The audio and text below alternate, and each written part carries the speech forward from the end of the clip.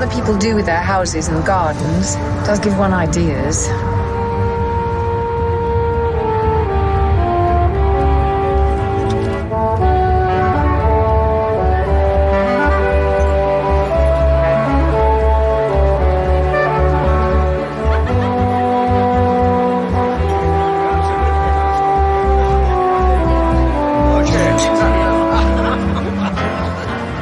Hello, sexy boots. Madam? What's in these? Elderflower cordial. Mr. Rogers? Yuck. Yes, I am talking to you, Mr. Rogers. What about the Pelf Chase development? Excuse me, Mr. Rogers, I am talking to you. Oh, you deign to listen to me, do you? Because I want to tell you that, in my opinion, you're a bent jerry builder with the morals of a tomcat. And don't forget the chairman of the planning committee. Oh, yes, Mr. Otley. Look at you. It's clear you're corrupt by the company you keep. You're a disgrace to elective office. Now, this last one, Swanscombe House, wouldn't be on the list if we'd had our way. Ah, the Conservation Society are on the warpath. We were dead set against it being built at all. It's quite out of character with its surroundings. The fight goes on.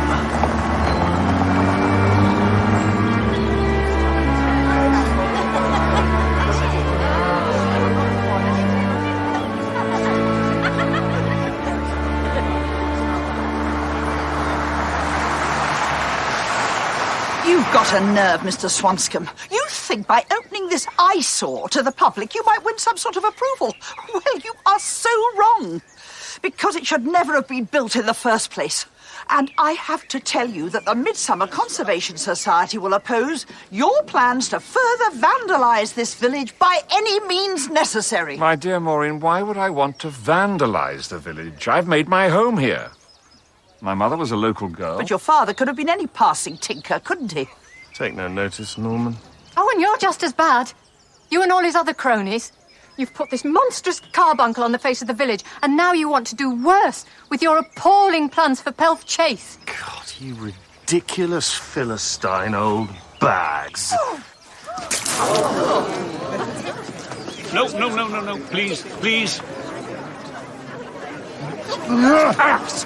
Steady.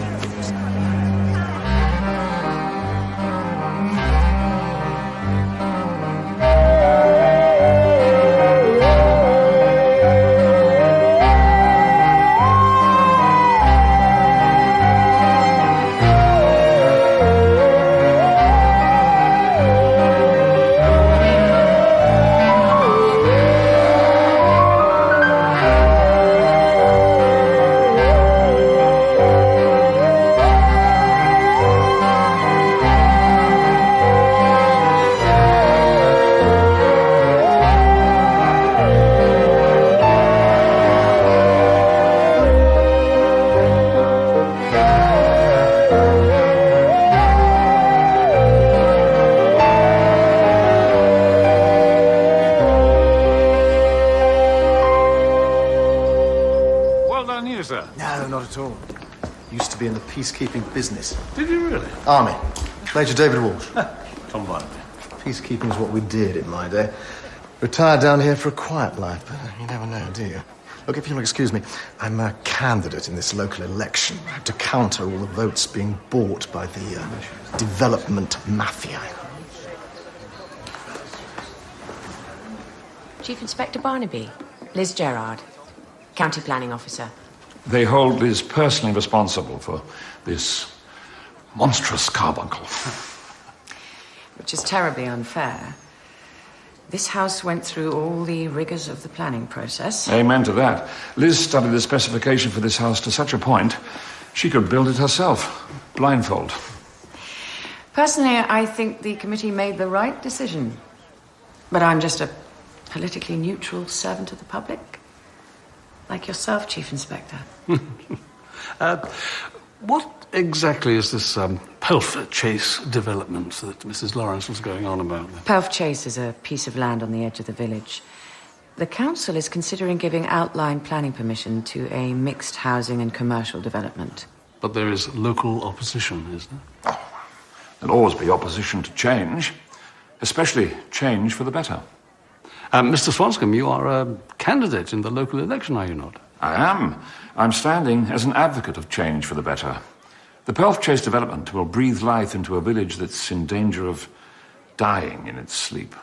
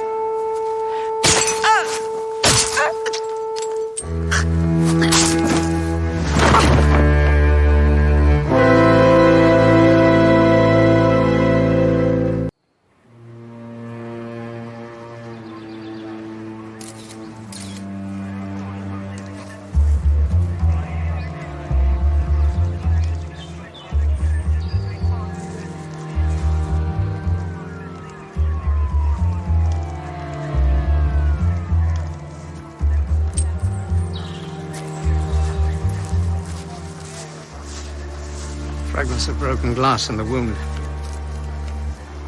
Opportunistic killing, yeah. Pretty savage one at that. Time of death? Between 9 p.m. and 3 this morning, probably. We need to talk to Mr. Swanscombe.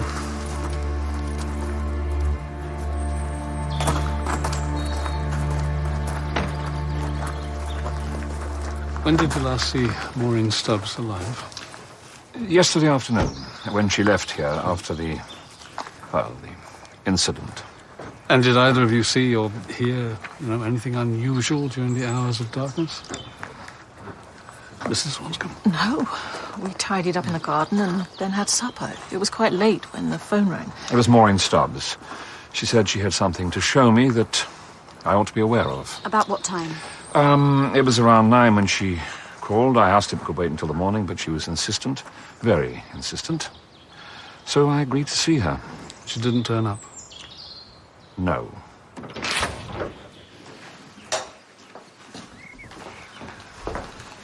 Maureen, she said something about your mother yesterday. What was the meaning of that? Mr. Swanscombe? My mother grew up here. In the early 50s, when she was 18, she left Midsomer. She was expecting me. She never named the father. So the name Swanscombe? My stepfather. He met my mother in London and took us both on. You were obviously very offended by what she said. We're offended on behalf of Norman's mother and stepfather. They'd be deeply hurt by having ancient history dragged up again.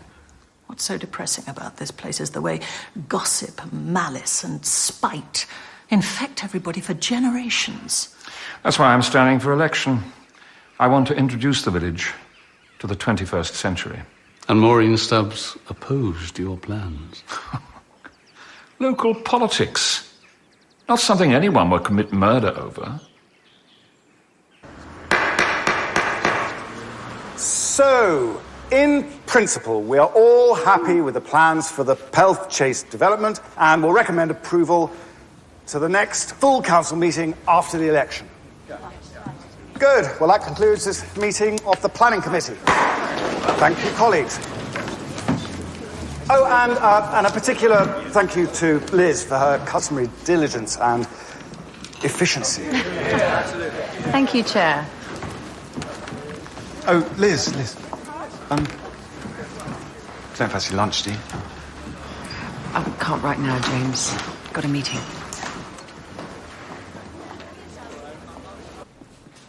So Maureen Stubbs had a very busy day even before I arrived. Yes, sir. She told the chair of the planning committee that he was a disgrace to his office. James Otley. What does James Otley do in real life? He's a vet. She said Liz Gerard was a spineless Jobsworth. Well, that's a little harsh. She's very pretty. And she called Jeff Rogers a bent jerry builder with the morals of a tomcat.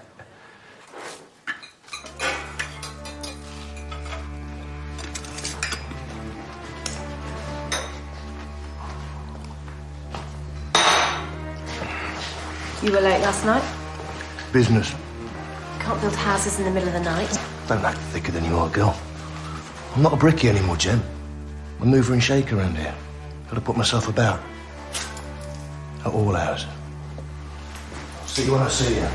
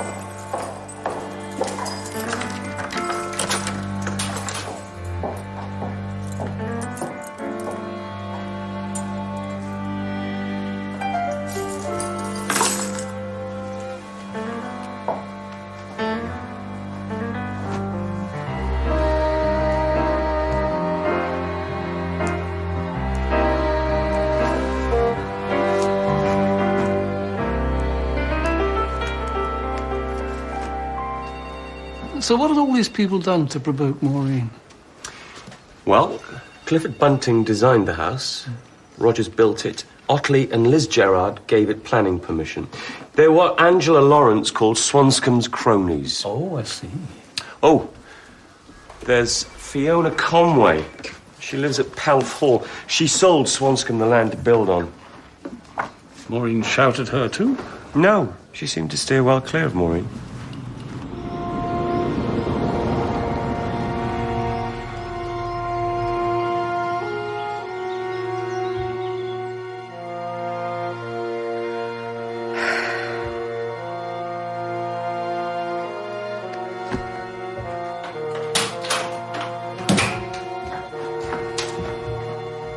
At last. I was just about to start without you.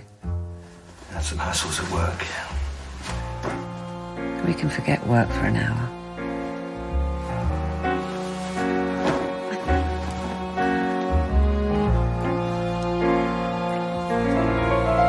Swanscombe site repeatedly vandalised and the builder's plant and machinery is sabotaged.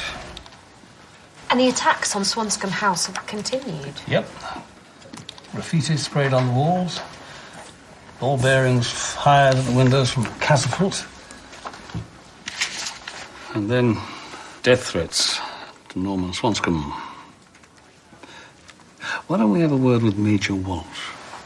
Peacekeeper's perspective on Great Pelf. Might be interesting. You've had an interesting career, Major Walsh. Service through leadership. That's always been my motto. Special Forces. Enough said. Oh, yes, sir. Yes, indeed. Detective Sergeant Jones and I, we stand in awe. Drinks? No, but thank you. We were hoping you'd give us your perspective on recent events in the village. You've got to understand there are alien elements at work here. They've got money and they've got influence. Who exactly are we talking about, sir? On Norman Swanscombe and its cronies. I mean, look at the way they got his ghastly house through the planning process. Stinks of corruption. Have you any proof of that? It's obvious. And now he's trying to bulldoze his way onto the council. I mean, I've been living here for 5 years now. I sat at the feet of our late council representative. I made it my business to learn about the village and its traditions before I put myself forward for office. So you were groomed for the succession, so to speak? If you want to see it in those terms. I see it as more of an apprenticeship. Frankly, no one expected the seat to be contested. And Swanscombe threw his hat into the ring. Well, that's his democratic right. But he's doing it for subversive ends. Ooh, subversive? A plan has been drawn up for the development of Pelf Chase, an unspoilt site on the edge of the village. A development which Maureen Stubbs was opposed to. Yes, and Swanscombe says he'll support it if he's elected. The same gang are involved that built his eyesore. I see how that could cause trouble. Trouble's what they'll get. Oh, sir, that could be interpreted as a threat. Not at all. It's a promise. At a public meeting tomorrow night, openly and above board, I'm going to take the war to the enemy.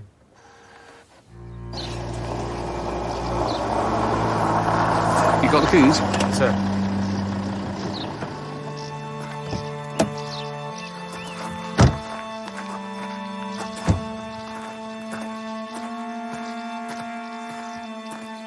Well, you can see who Maureen Stubbs supports. Yeah. Right, you search the house. I'll do the garage.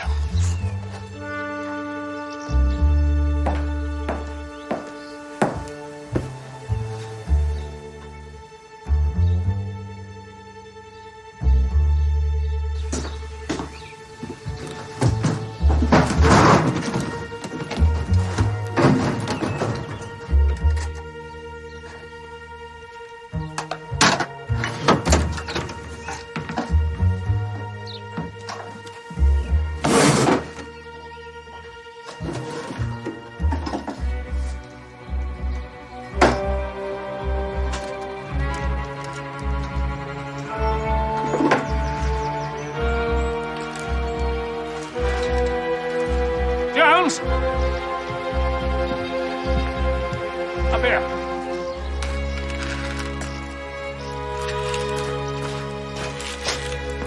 I don't know if Maureen Stubbs was our burglar, but she was certainly equipped to be the vandal. Maureen was a fairy godmother to me. When I moved here with my husband and took this on, we had no idea the business was going. It was a desperate struggle. Then my marriage broke up. Dear Maureen and Douglas befriended me, and when he died, we became even closer. Maureen Stubbs was the founder member of the Midsomer Conservation Society, wasn't she? Of the Great Pelf branch, yes. She was our leading light. I just helped out as committee secretary. David Walsh and I will have to pick up the baton, and the struggle will continue.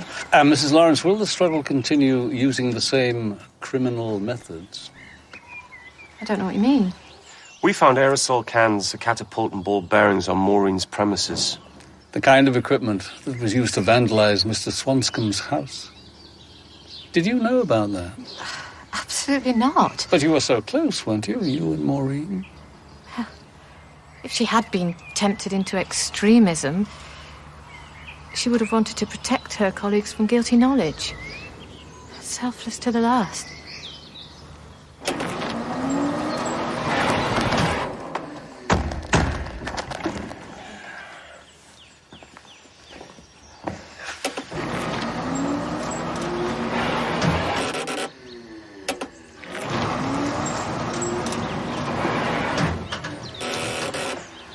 See what I mean? Yeah. Can't see anything mechanically wrong. Maybe there's an electrical fault. Please don't get me started on electrical faults. Now, the man you want to talk to about these doors is your architect. He specified all this fancy gear. You and Bunting? I tell you, I've had it up to here with your bloody excuses. Mr. Swanscombe, could I have a word, please? Don't mind me. I'll be off. Mr. Rogers. Jeff Rogers, yeah. I'm Detective Chief Inspector Barnaby. I'd like a word with you, too, when it's convenient. Yeah. Well, I'm out and about a lot. You can try me on my mobile, pick something up. This is D.C. Stevens. I'm so sorry. We seem to have walked in on an altercation. Yes, well, it's just snagging issues, you know. Always happens on a new building project. Oh, yes. Now, sir, we've discovered some items on Maureen Stubbs' premises which suggest that she was the person responsible for the vandalism here. That doesn't surprise me at all. And we couldn't help wondering, you know, if she came back here last night intending to inflict more damage. She said she wanted to talk. She had something I ought to see. We're going through her phone records. What do you mean? You don't believe me? Oh, perhaps she came back here last night unannounced and you disturbed her when she was about her work. No. Yes, and the anger you felt at the persecution you'd suffered, then your anger boiled over. No, nothing like that happened. I am not responsible for Maureen Stubbs' death. I don't care what you say, Cliff. Can't be doing with all this Swanscombe House aggravation. Swanscombe's a nitpicking pillock. Yeah, but your drawings didn't help much. All right for some Ponzi architect magazine. Sod or use on site. My design instructions were perfectly clear. Quite frankly, Jeff, I wonder if your local yokels are up to speed with cutting-edge building technology. We better get our act together when it comes to the Pelf Chase job. If it ever happens. Oh, it's going to happen. I've got serious money behind me. I am going to be a big player in the construction business. Actually, Jeff, I don't think my cash flow problems can wait until then. A bit of folding money up front would be very welcome. Yeah, we'll all get paid off in due course. Yeah, but I'm safeguarding your dirty secrets right now, and I think I should be rewarded.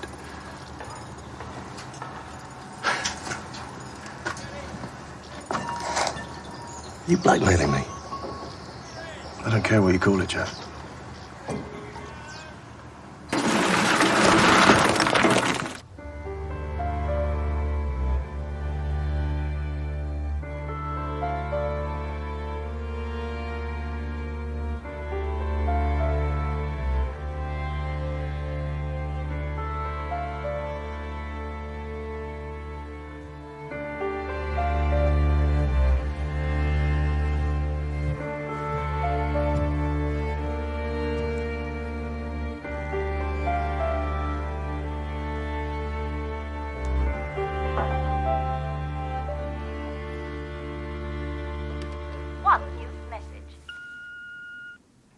Swanscombe, Clifford. I'm sick and tired of you and Jeff Rogers playing pass the parcel about the defects in this house. If action isn't forthcoming, the next communication you get from me will be a solicitor's letter. I'm fronting up a major property development for you people, for God's sake!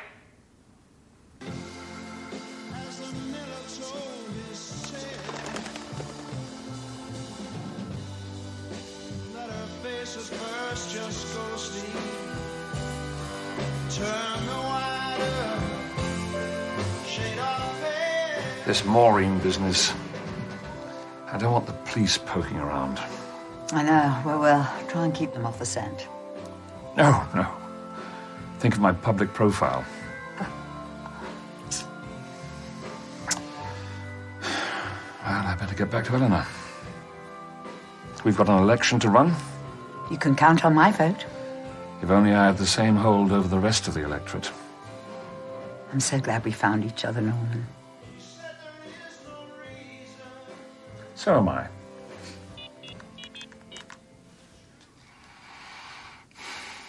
Norman Swanscombe. Leave a message, and I'll get back to you. Norman, I got your rather hysterical call. I'll drop round when I can and see what I can do about your petty problems, but do calm down. The last thing you want to see is your own dirty linen waving in the breeze.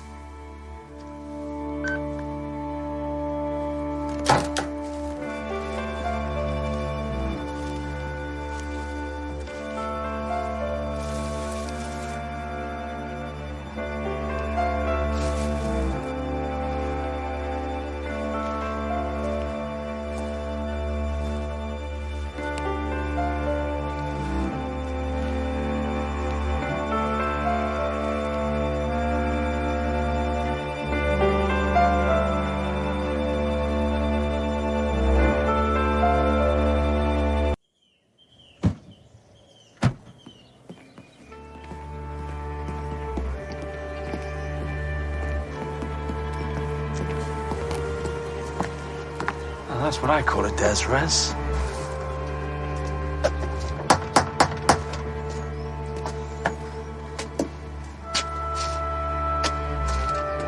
Maybe he's round the back.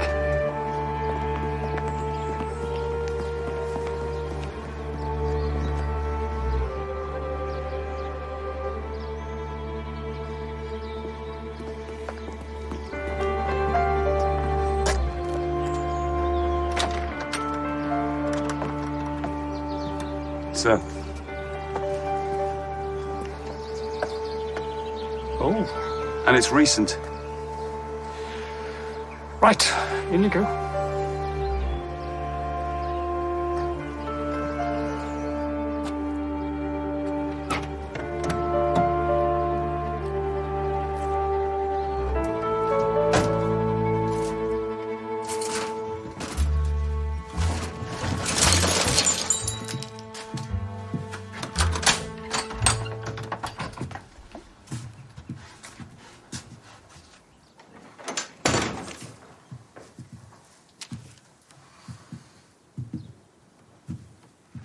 Someone's done a very thorough job here.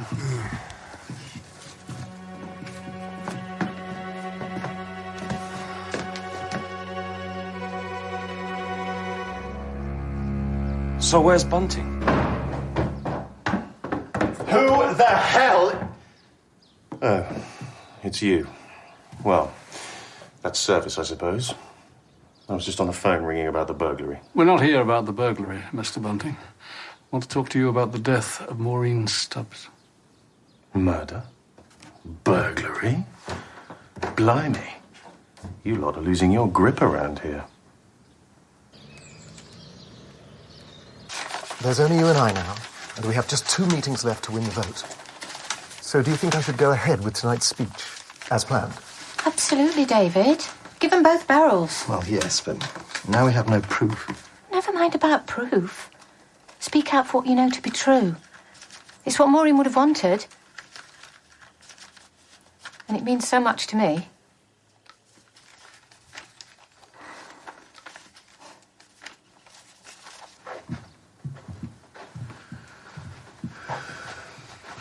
Didn't you hear your intruder there, Mr. Bunting? If I'd heard him, I would have dealt with him. What's been taken? Nothing, as far as I can see. Does anyone else live here? Not since my last wife left. I'm not a total masochist. When did you last see Maureen Stubbs? At the Swanscombe House 2 days ago when she threw her drink over me. She was murdered that night. Well, not by me. Maureen was a pest, not an enemy. Where were you that night? Here. Anyone verify that? No, they can't. But if I murdered everybody who took offensive exception to my work, the streets would be clogged with corpses. The trouble is, too many people like Maureen and Angela Lawrence want to live in the past. Bit like yourself.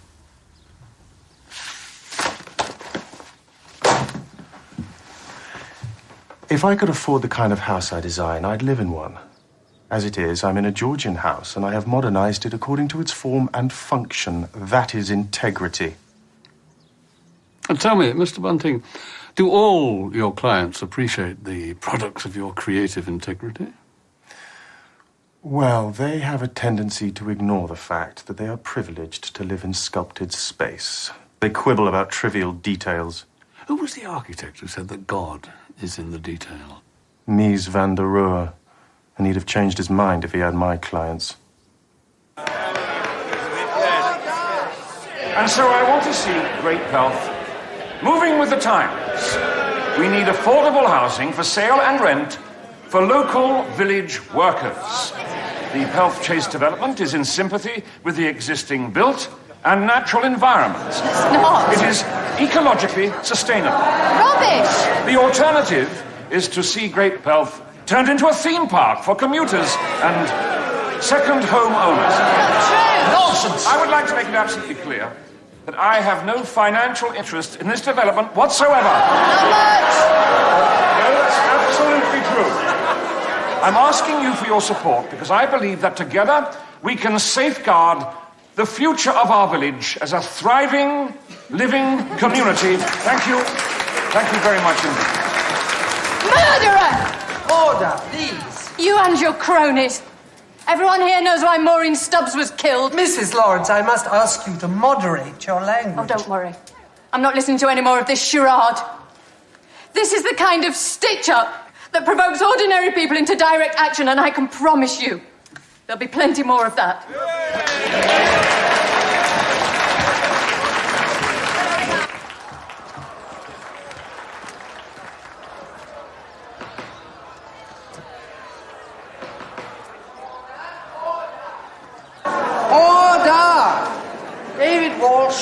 independent.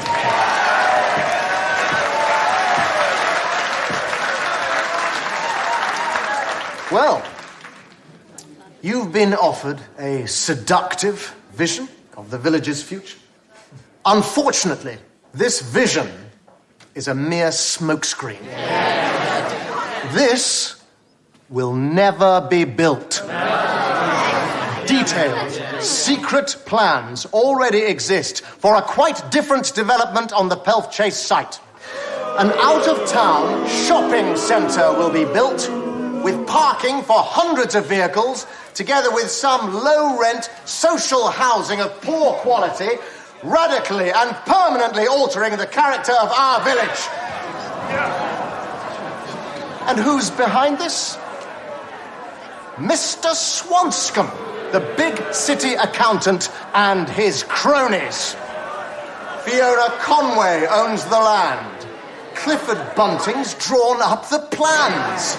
Jeff Rogers will be the builder. Now, once this Toy Town fantasy has been approved, they'll use salami tactics. Grub up the woodland, drive roads through, and then, bit by bit, the attractive and expensive features of this plan will be dropped for reasons of cost overruns and technical difficulties. Rubbish! This has all been written down in black and white. And once the real scheme, or should I say scam, has been nodded through by compromised council members and officers, a supermarket chain will plunge millions into the development and all concerned will get a handsome payoff. Where's your evidence? Hey, Walsh? All right. I'm being asked about evidence. Maureen Stubbs had in her possession documentary evidence of this conspiracy the day she died. And that's why she was killed. Order!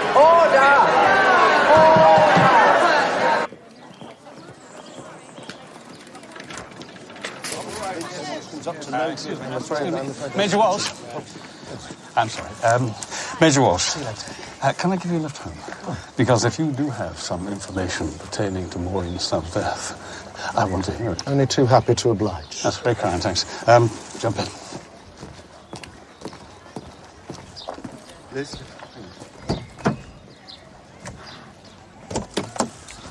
Well, that's opened up a whole can of worms, isn't it? The innocent have nothing to fear. It's not them I'm worried about. Listen, do you think maybe we should go for a drink, talk this through? Not a good idea right now, James. Might look as if we're conspiring. Everything comes to him who waits.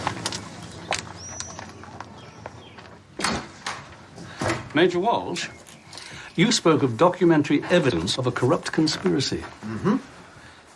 Can you produce that evidence? I saw it with my own eyes. That's not what I asked.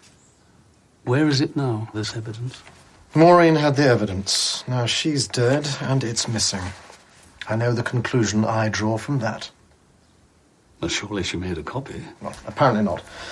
We can all be wise with hindsight, can't we? Where did this material come from? Maureen told me she received it from an anonymous source, a whistleblower, if you like. Fiona Conway, Jeff Rogers, James Otley, they've all suffered from burglaries in these past few weeks. Burglaries in which apparently nothing was taken. And these are all people that you accuse of being cronies in this new development scheme. It doesn't look like a coincidence, does it? Was the evidence that you saw the product of a burglary? I'm in no position to know, am I? And I don't think that's the point. The point is, these people are corrupt, and they've committed murder to cover their tracks. Everything Walsh said last night was absolute rubbish. Smear tactics, an attempt to spread black propaganda about the opposition. So the Pelf Chase development is clean, it's all above board, there's no conspiracy, there's no plan to substitute another scheme? Absolutely not. We don't have to look through your personal and business affairs, Mr. Swanscombe. Records of financial transactions, phone calls, so forth. Well, I find that unnecessarily intrusive. Mr. Swanscombe, someone's been murdered on your property, and last night you were publicly accused of that murder. Oh, please. Angela Lawrence is an hysteric. There have also been allegations of corrupt practices. Now, we are bound to investigate. Very well. I've got nothing to hide.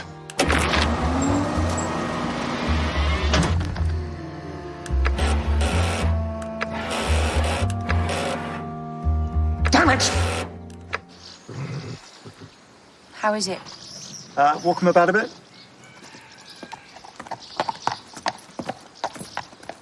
Well, looks good. Hey, sadly, Mark, just, take it gentle for a few days. Magic, James. Bless you.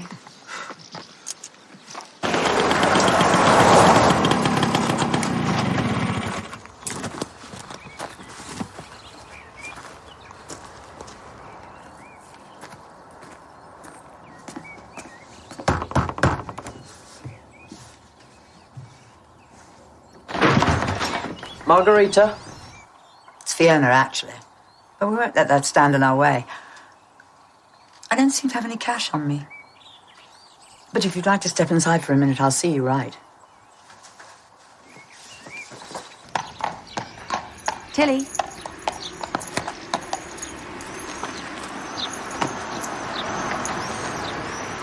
Thanks, James. No, not at all. You were my right hand in the operation, so you've got yourself to thank. You don't want a job as a veterinary nurse. Mr. Otley, Miss Gerard, Detective Chief Inspector Barnaby, Causton CID. This is Detective Sergeant Jones. Right. Well, I'll leave you guys to it. Will you be available for interview later, Miss Gerard? For Chief Inspector Barnaby, I'm permanently available. Yes, well, without the support of the public there, where would it be, Jones? Nowhere. Nowhere at all. Tell me, Mr. Otley, do many public sector workers, I mean council officials, manage to keep horses these days? Liz, well, I think she's got some private income, I believe. Has she? Now, Mr. Otley, we need to talk.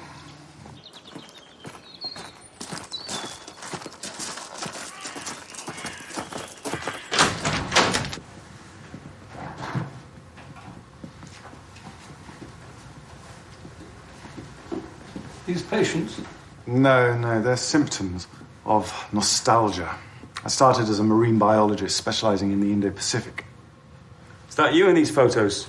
Yeah, I used to do a lot of scuba diving off Australia and Indonesia. And you gave all that up to become a lowly vet in Midsomer? Well, financial security, settling down.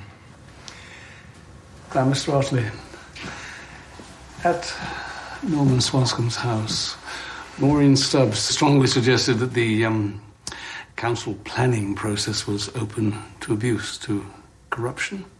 At least I take it that's what she was implying. Well, there's no way of knowing now, is there? Look, I chair the planning committee. The conservationists always accuse us of all sorts of dereliction of duty. It comes with the territory. The people who built the Swanscombe House are now trying to develop Palf Chase. Have any of them tried to bribe you? No, I'd be onto you people like a shot. When did you last see Maureen Stubbs? Well, the afternoon that she left Swanscombe's place. And your whereabouts that night? Well, I was at the surgery, I think. I was catching up on some paperwork. With anyone else? No. Up to what time was that? About midnight. Maybe past. And then I went home. You're not treating me as a suspect. We'll need to talk to you again, Mr. Otley, but thank you.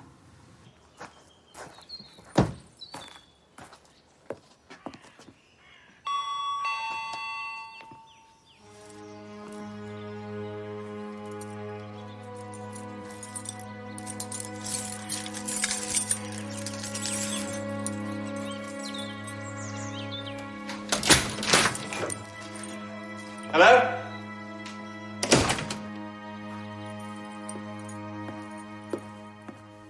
Well, the spark plug went, didn't it? I had to go for miles to get another one. See ya.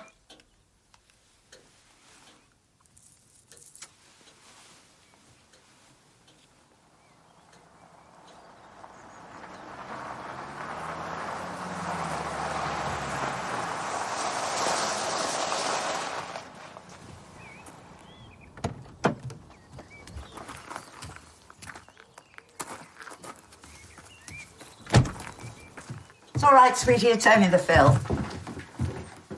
It's not the drug squad, just a murder inquiry.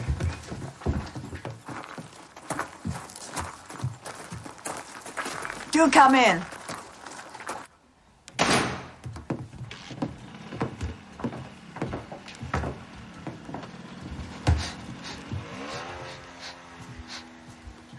Someone must have been burning leaves. Yes, and autumn is so far away. Do you live here on your own, Miss Conway? Yeah. Pizza? No. That seems to have gone a bit cold. How about you, sexy boots? No, thank you. The truth is, when I have finally sold off Pelt Chase, you won't see my arse for dust. Why couldn't you sell up sooner?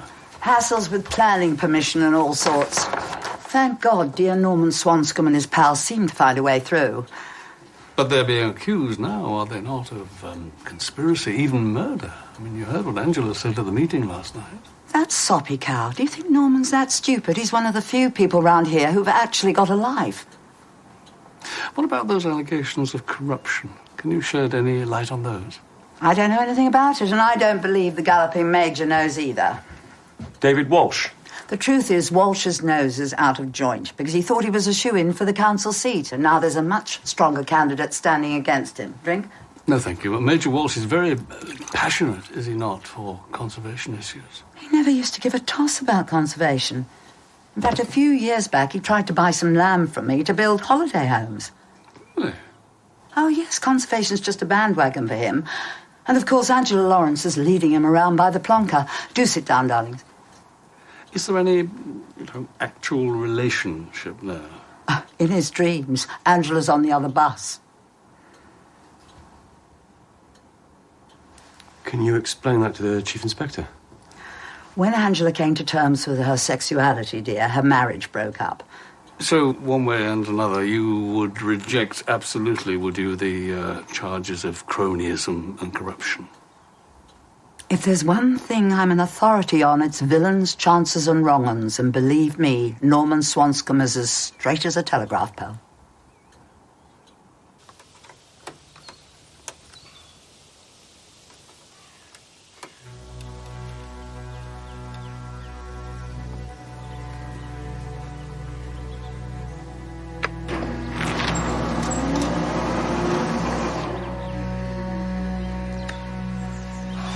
So what the hell's the problem?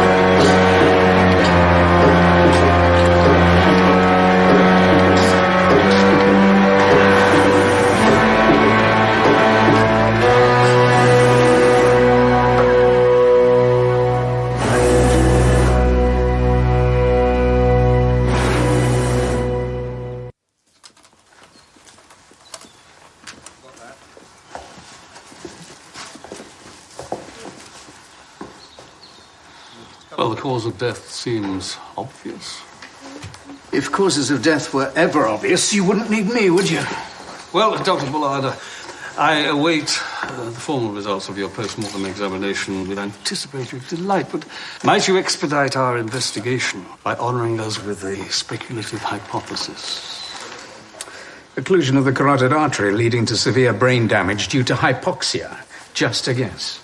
Time? Recent, within the last 2 or 3 hours. It looks accidental. Well, we'll see. Bunting's car's out there. You take a look. Yes, sir. And I must talk to Mr. Swanscombe.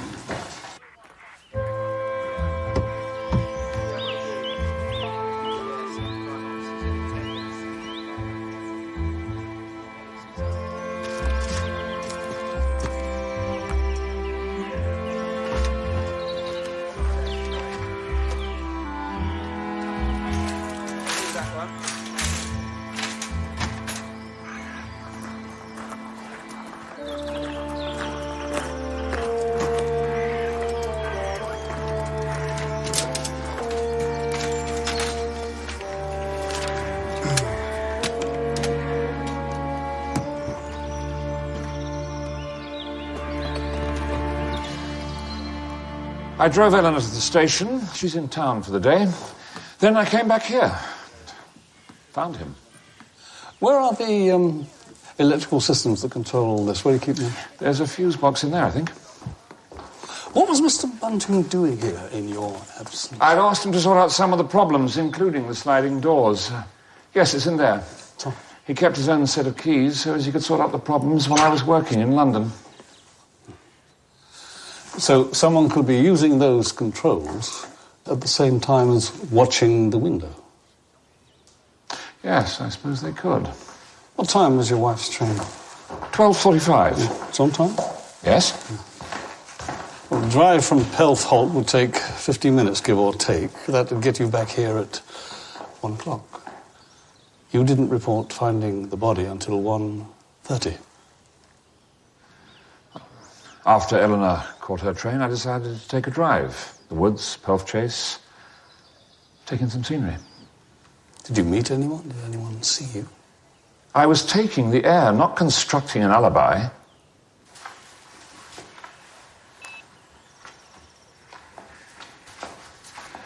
What you found?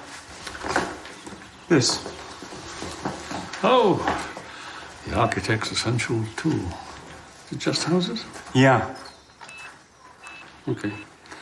Get them downloaded. We'll have a look at them. At least there goes the times and places of Bunting's recent whereabouts. You said Angela Lawrence made threats at the meeting last night. Yes, she did. And Swanscombe dismissed her as an hysterical woman. Fiona Conway thinks she's a fool. Well, she may well be either of those things.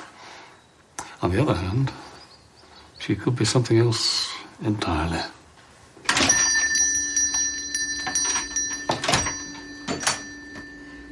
That was quite a meeting last night. And you were wonderful, my dear. Someone had to speak up for poor Maureen. You certainly did that. So, who are you targeting next? Less said, the better, my dear. Oh, David. Surely there's nothing we can't share.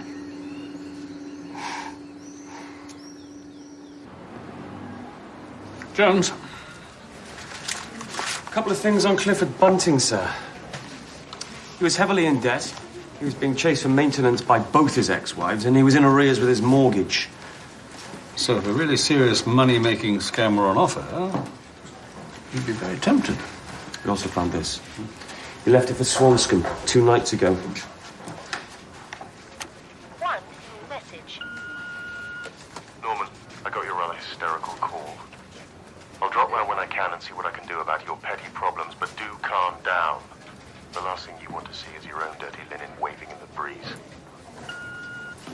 He's not coming clean with us, Mr. Swanscombe.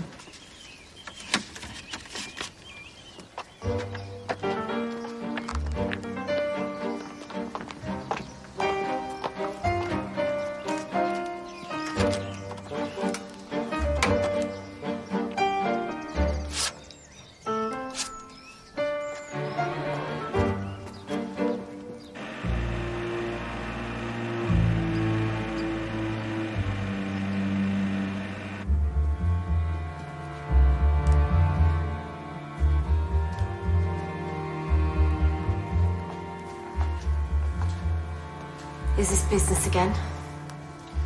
Yeah. What time are you likely to be home?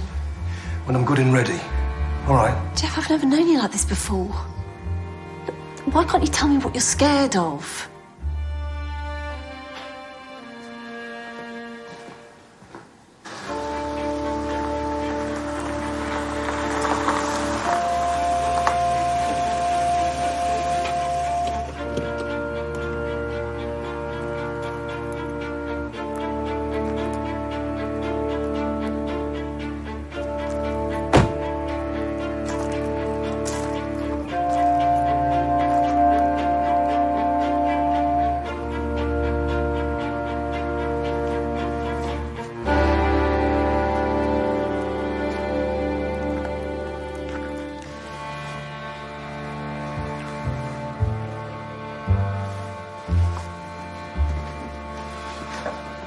Doing a little overtime, Stevens?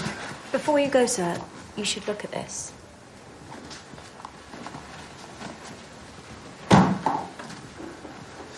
From Bunting's camera? Yes, but there's more detail.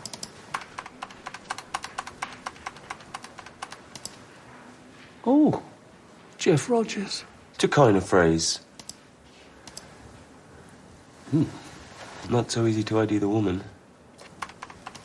Vehicle registered to Elizabeth Gerard. And there's more? There's houses, but there is this.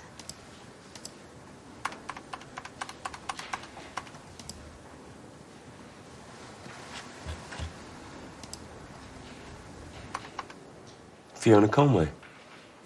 And that's not her pizza delivery boy. Bunting was in financial difficulty, wasn't he? Maybe he was dabbling in a little blackmail. Jeff Rogers installed those sliding doors. Yeah, so he'd know how to use them as a weapon, wouldn't he? I think we should have a little talk with Mr. Rogers.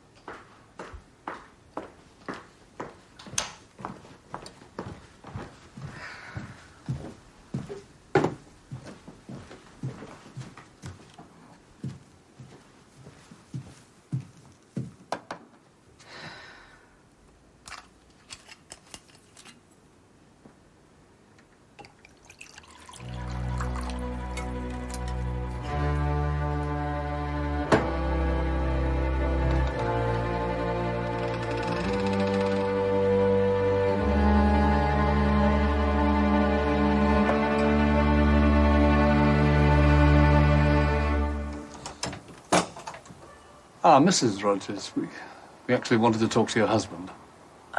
He went out a couple of hours ago. Went out? Do you know where he went? Business. When were you expecting him back? He told me not to wait up. All right. You will tell him, will you please, that we would like to talk to him? Yeah. Thank you.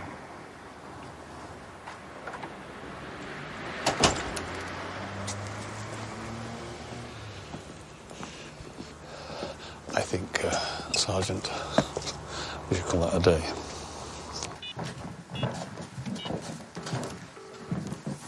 Barnaby. Stephen, sir. I'm at Elizabeth Gerard's house. There's been an incident.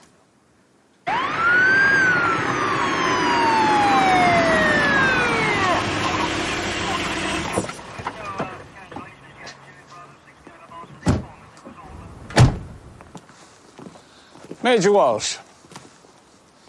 Getting a new perspective on criminal justice, are we? I'm exercising my rights to silence. Well, don't exercise it too hard. It's not what it used to be.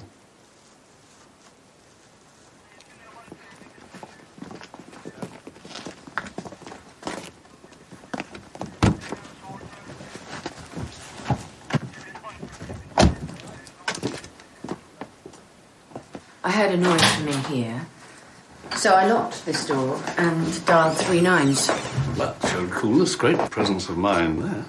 Well, the windows in here are all barred, so I knew he couldn't get out.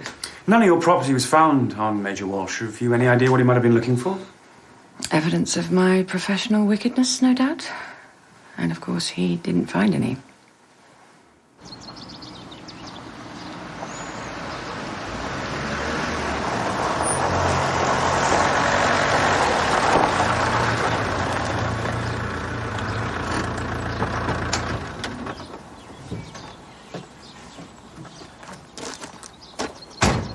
Governor's here early, checking up on us.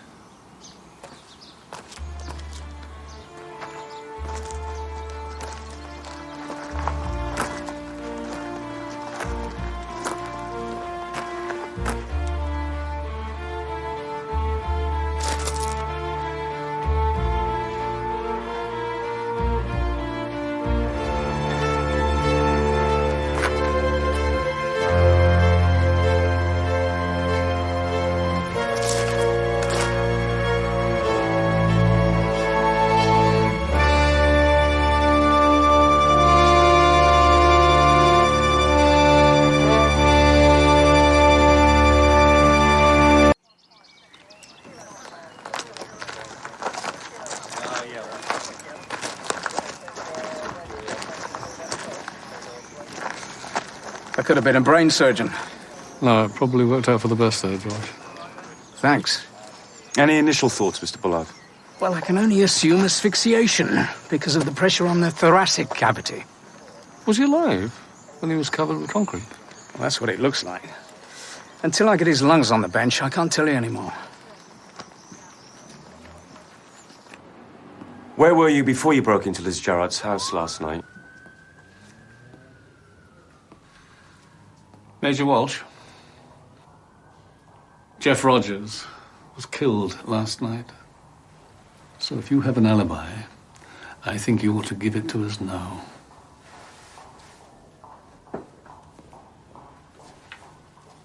Several people, your political opponents in the village, have been burgled recently.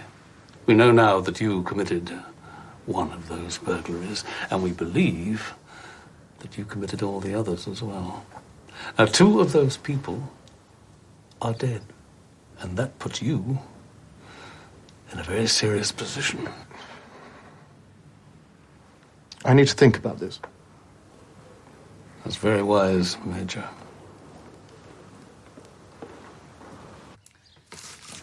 You and Jeff Rogers were having an affair, weren't you? Yes. Yes. When did you last see him? 2 days ago. We were due to meet again last night. Where? The usual place. Jeff didn't show up. I couldn't get him on his mobile, so I came home and discovered the break-in. Was he due to meet anyone else before he met you? I don't know. Jeff kept his business to himself. He had all sorts of deals going, contacts all over the place. Professionally, I preferred not to know. What, you suspected they were criminal contacts? I wasn't in the business of criminal investigation. I took Jeff to bed because he was rough and uninhibited and exciting. People like that can be dangerous. That's the fun. And people like that can make enemies, can't they? Were you aware of any enemies? Jeff knew the conservation crowd blamed him for Maureen's death. Was he afraid they might take some kind of revenge? You heard what Angela Lawrence said at the meeting. But Jeff wasn't afraid of much. These photographs show that someone knew about your affair. Was he being blackmailed? Yes. By who? I don't know. He wouldn't tell me, but he said he'd take care of it. We think Bunting was the man. Bunting took those photographs. Do you think your rough and dangerous Jeff, do you think he'd be capable of killing Mr. Bunting? I can only say I desperately hope not.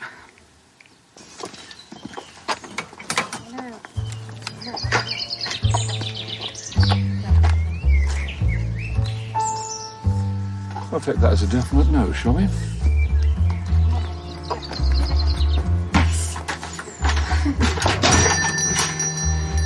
It's just that it's such a big step, darling. All right, you know best. I'll leave straight away.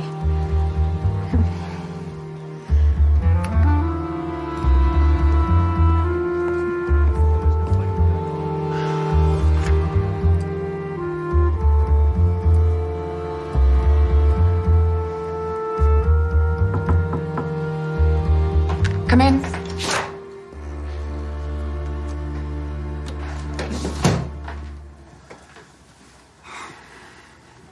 You shouldn't have come in today.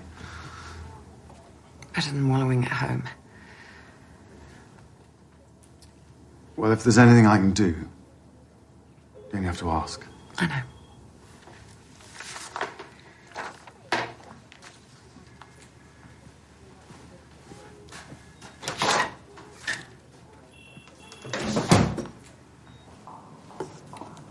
I'm going to come clean with you. I admit burgling Liz Gerard's house, but I don't know anything about any murders. What about the rest of the burglaries? Yes, I effected entry into those properties. Oh, you effected entry? Why? I broke the letter of the law in pursuit of a higher good. I was hoping to find evidence of criminal conspiracy, and eventually, in Roger's case, I found it. Where? Oh, in the documents you say Maureen Stubbs was carrying the night she was killed? Yes. So the story about this anonymous whistleblower is untrue? Yes. When the documents disappeared at Maureen's death, I suspected both Bunting and Liz Gerard. I targeted them for covert action. Unfortunately, I didn't find any documents.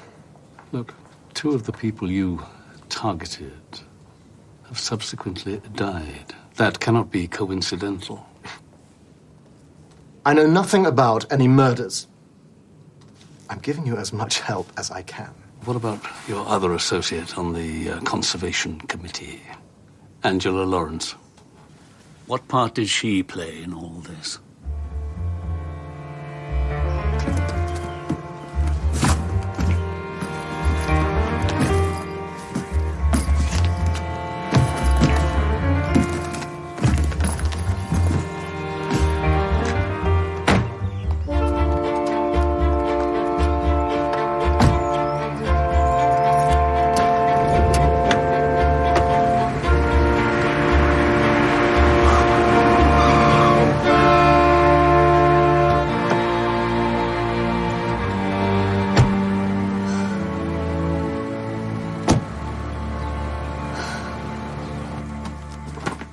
So you packed a few bags, put it in the car. What was the intention? I wanted a few days away. Business hasn't been good. I just walk away from a post office. Have you arranged cover? Mrs. Lawrence, you were a leading light in the Conservation Committee, weren't you? Now, if Maureen Stubbs knew about Major Walsh's criminal campaign, then you knew too. I'm not responsible for whatever foolishness Walsh has been up to. If he's told you differently, he's just trying to spread the blame. At the election meeting, you threatened more direct action. Now, since that meeting, 2 of your political opponents have died. And I wonder... Oh, Mrs. Lawrence. Well, this isn't the overnight float from the village post office till, is it? And I can't believe it's a reward from Major Walsh for supporting his election campaign. So, Mrs. Lawrence, you have a lot of explaining to do. I had no reason to murder Clifford Bunting or Jeff Rogers. No, you hadn't, had you? Because I believe that you were acting on their behalf. I don't know what you're talking about. Mrs. Lawrence, I don't believe that you are an hysterical woman. I don't believe you're a fool. But I do believe that you are in desperate need of money. And I think that this payment for your role... That is such nonsense. I believe that someone is paying you to discredit the society by associating them with extremist tactics. Am I right? So who was paying you? Jeff Rogers. Jeff Rogers. So you vandalised Swanscombe's house and you planted the catapult and the aerosol cans in Maureen Stubbs' garage? I'm afraid so. Yes. Sorry, Leslie, Cyril, we're closed. Sorry. Got your service.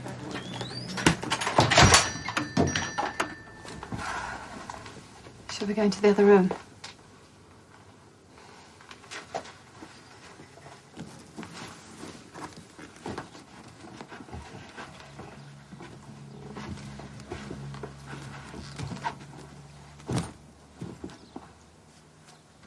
So you were actively encouraging Major Walsh's campaign of burglary?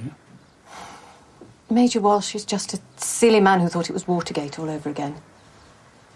Then, unfortunately, he actually found something. The documents Maureen was taking to Swanscombe when she was killed? Yes. I do not believe that Maureen Stubbs or Major Walsh would be so foolish as to approach Norman Swanscombe with such incriminating evidence without first making a copy. And you'd be the woman to do that, wouldn't you? Yes. When Maureen received the compromising documents from David Walsh, she did bring them to me to make a copy. So, you knew Maureen had the documents. You were secretly working against her. Did you follow her into Swanscombe's garden and attack her? After Swanscombe's garden party, I went to Corston and spent the night with my sister. We went to a concert in the evening. There'll be plenty of witnesses. Who else knew that Maureen Stubbs had these documents? Jeff Rogers. Oh, that's very convenient, isn't it? Given that the man is dead. Who else is involved? He was my only contact. If anyone else was implicated, I never knew about it. So you betrayed your best friend for a bit of cash from Jeff Rogers? Don't believe you. You can believe what you like.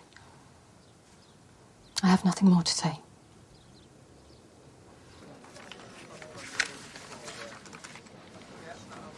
Well, it's all here, as Walsh claimed. First, everything's normal. First phase, original planning application. Phase 2, site preparation to the point where it can be developed. But then, phase 3 onwards is a planned series of technical hitches, cost overruns and so forth, so that any environmental or social benefits have to be stripped away. And then finally, supermarket chain moves in to save the day with a vast out-of-town shopping complex. Walsh found it on Rogers' premises, so he's implicated. But apart from that, there's no proof of who's in on the scam and who isn't. Trouble is, that doesn't solve our murders for us. No, it does not. And my guess is there could be more.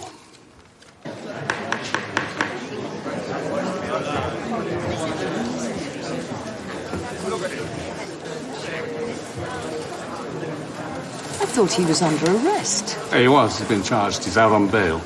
Can he stand for election? Certainly can. Man is innocent until proved guilty. Welcome to the final meeting in the by-election for Midsomer County Council for the seat of Great Pelf. I'll begin by calling on David Walsh, Independent.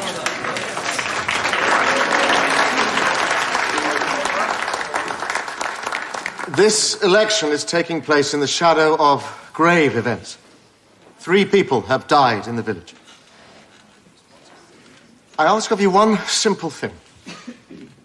When you come to the polling station, please remember the documents brought to light in the current police investigation have vindicated every word and every action of my campaign and that of my supporters. The Pelf Chase development plan has been exposed as a snare and a delusion. Its corruption has been accompanied by lethal violence. In all humility, I solicit your vote not for a flawed and fallible man, but for a cause.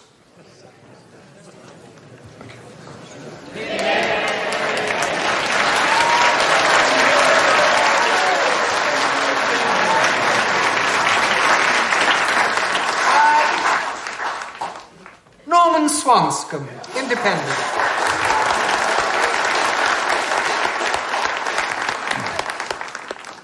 The revelation of a hidden agenda behind the Pelf Chase development plan has been a profound shock and disappointment to me.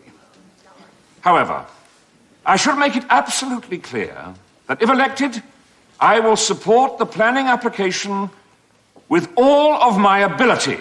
Now, by that I mean the original plan, with all of its social, environmental, and architectural benefits to this community. And I most solemnly pledge to press for the most rigorous investigation into Midsommer's planning procedures and personnel. Vote for prosperity, progress, and principle. Thank you.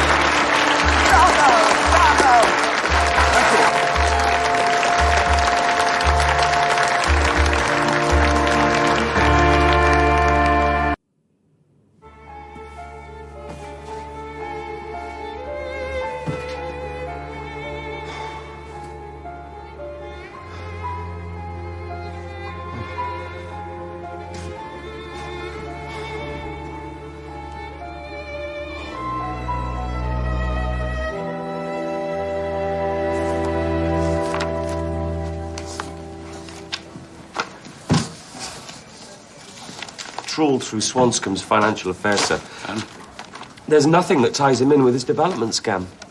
He's not received any benefits that I can see from Bunting or Rogers. Clean. Well, when he acquired the land from Fiona Conway to build Swanscombe's house, the title was transferred. But there's no record of any money changing hands. But that land must be worth $1 million. And she obviously needs money. Fiona Conway stands to gain massively from the Pelf Chase development. Swanscombe's an aspiring politician, promising to support it, so on the face of it... She's handed him an absolutely massive bung. Yeah. I do have a read about the broadcast.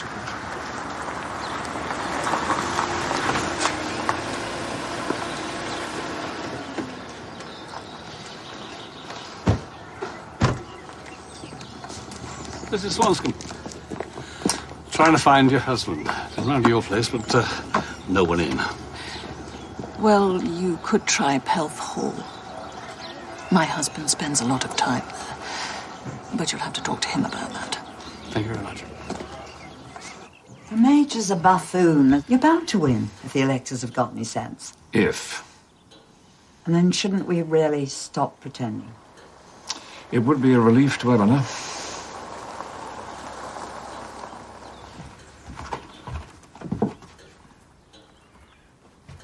It's the filth again. Should you do a runner out the back? Only if you feel compromised. Good God, it would take more than this.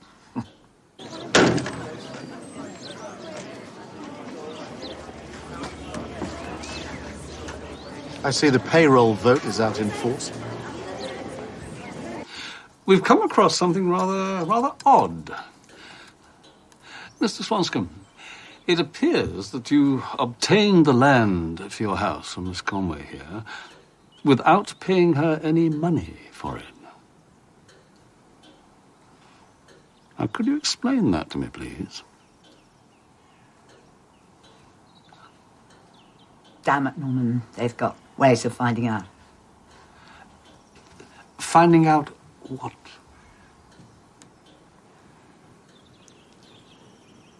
Fiona's my sister. Half-sister strictly. Same dad, different mothers. Ah. And how long have you known this? I've known for years. Daddy let it slip shortly before he died.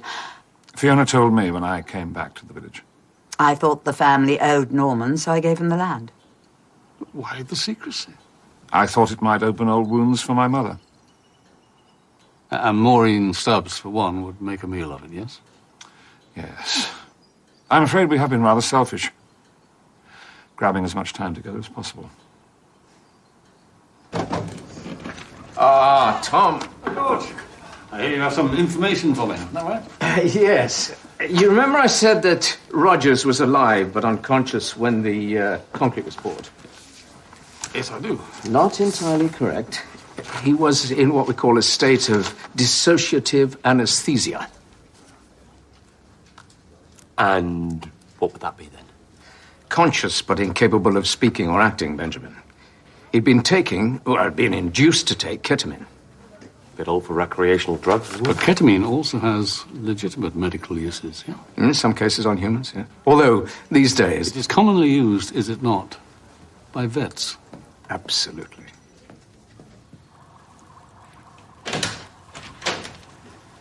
Hello?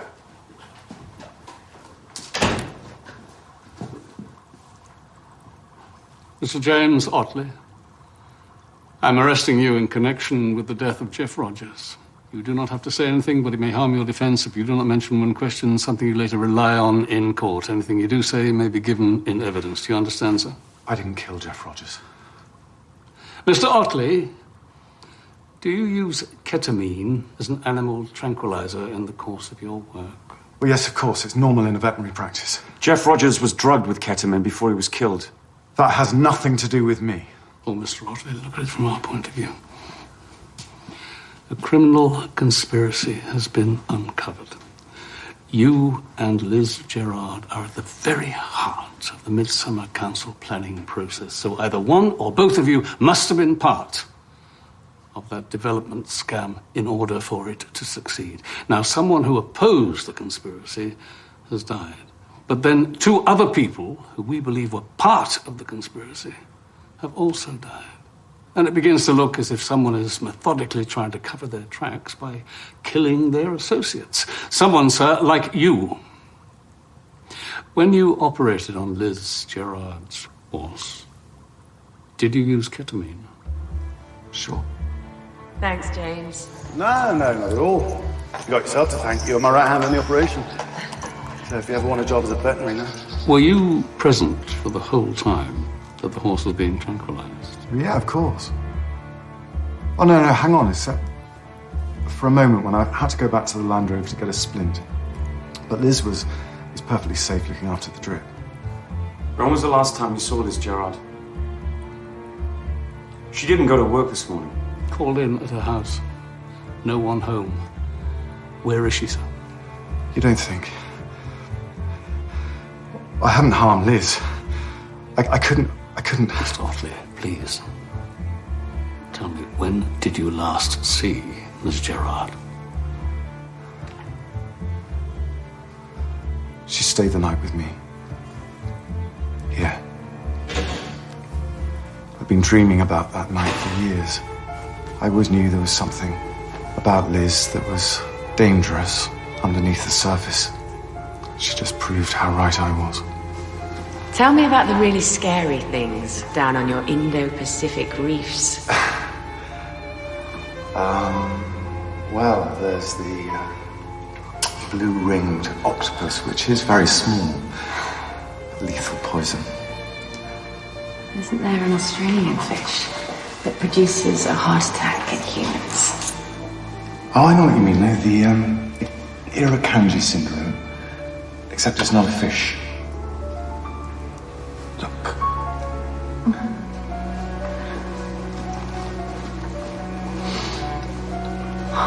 The Irukandji jellyfish. Oh, and that's tiny. And that could give a grown man a fatal heart attack. It could. And it would be almost entirely undetectable. Unless the pathologist knew exactly what he was looking for. Has anyone ever extracted the toxin? Well, yeah, I have. Actually. Just by way of interest, I thought it might be a more humane way of putting down terminally sick animals. Oh, you're such a clever guy, James. And that's about all I remember. When I woke up this morning, Liz had gone. Swanscombe, you'll be at the town hall, won't he, for the count? Yeah. Right, come on.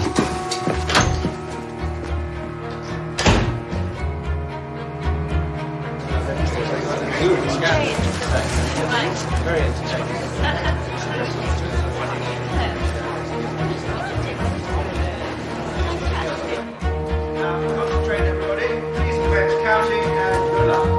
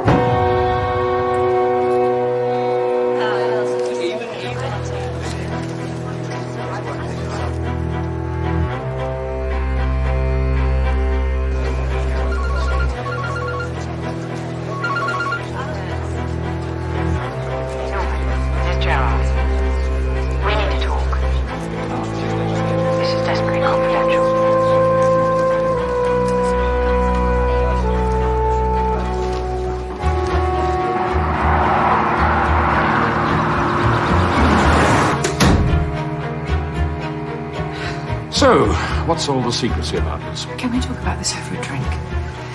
I'm really strung out about things. Okay.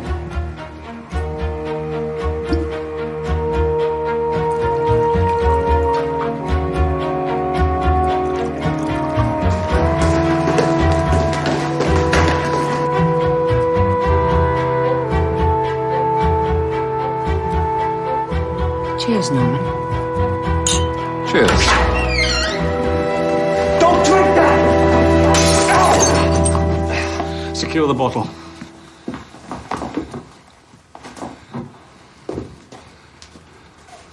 Miss Gerard, put that glass down.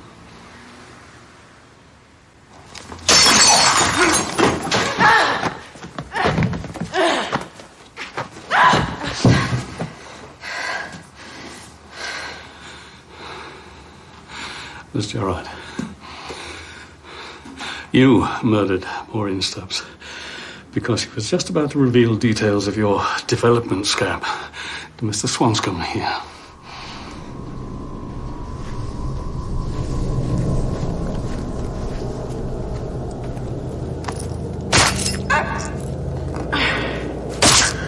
And you had most to lose, didn't you? Because Otley, Bunting, Rogers, they could all bounce back from such an exposure, but not you. Your whole professional life would have been destroyed. And when Bunting tried his blackmail, then you, Rogers, the entire conspiracy was threatened.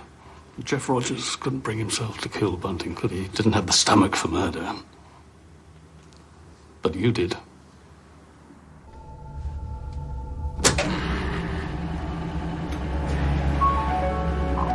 And you knew every detail of Swanscombe House like the back of your hand, didn't you? Because of your work on the planning application.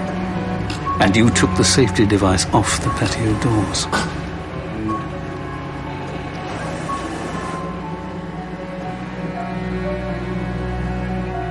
And then Jeff Rogers became a danger because he wanted out. I want the best. And it's within reach if we don't panic. I'm really not sure I'm up to this, Liz. Jeff Rogers, he loved you, didn't he? He trusted you. So it was easy to spike his drink with ketamine. The drug you'd taken from James Otley when he was treating your horse. And when you'd rendered the poor fella helpless, he killed him.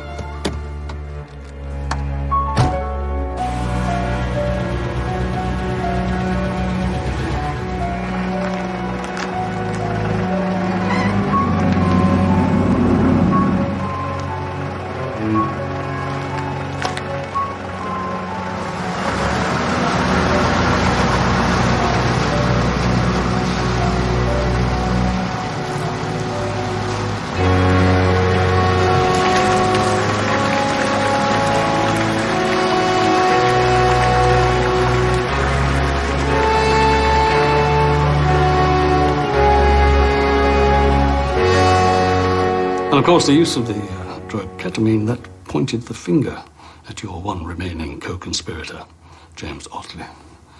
And if you had managed to introduce the fatal Irukandji syndrome into Mr. Swanscombe here, then... My God, Liz. Yes, sir. And that exotic toxin had been detected, then James Otley would have been in the frame twice. Poor old James. Good vet, lousy lover. But your loyal accomplice in all this was your one true love. Though I doubt if you know the meaning of the word. I thought everything we planned for was falling apart. But you kept your nerve, love. Anything for you. And you rewarded her with the promise of a future life together, financed by your paymasters. The venture capitalists financing the secret supermarket development. Ooh.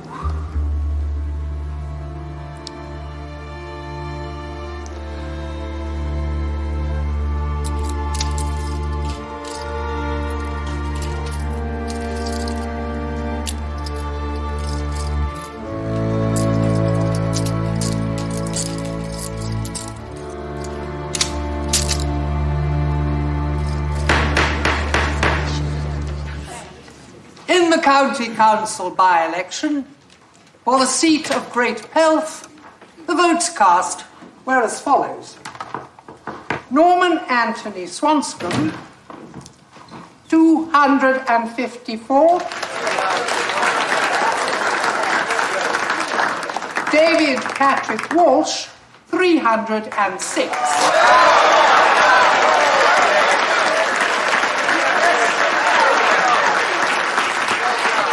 I declare David Patrick Walsh duly elected. It's what Maureen would have wanted.